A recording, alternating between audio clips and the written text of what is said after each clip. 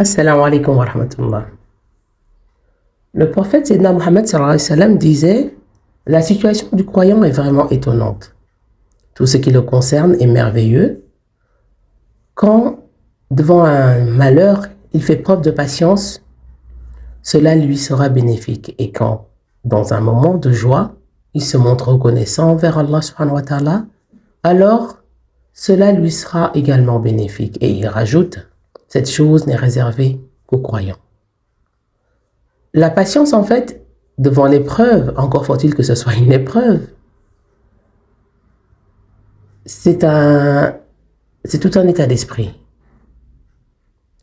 Il peut arriver que deux individus vivent dans une situation, ou alors vivent une situation semblable, mais que cette situation soit une épreuve pour l'un d'eux, puisque l'épreuve servira à mesurer sa croyance et sa foi, mais pour l'autre, la même épreuve représentera plutôt une libération et donc une nouvelle opportunité pour le deuxième individu de pouvoir continuer à évoluer dans la vie de la meilleure des manières. Encore faut-il savoir le détecter. Et pour faire la différence entre les deux possibilités, il sera nécessaire en fait que l'individu soit doté d'une qualité qui se fait rare de nos jours.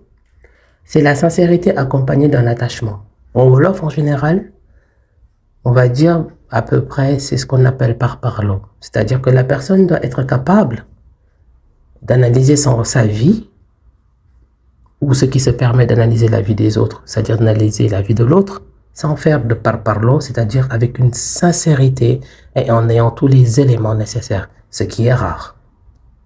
En effet, tout ce qui semble être une épreuve pour les gens, selon qu'ils soient concernés ou se sentent proches des concernés, ne l'est pas forcément.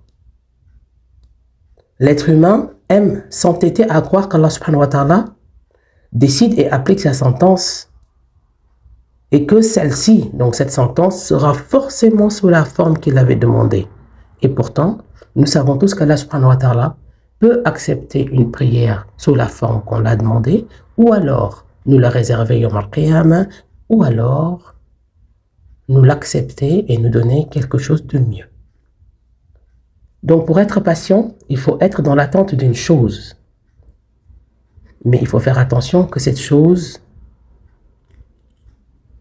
puisse arriver un jour.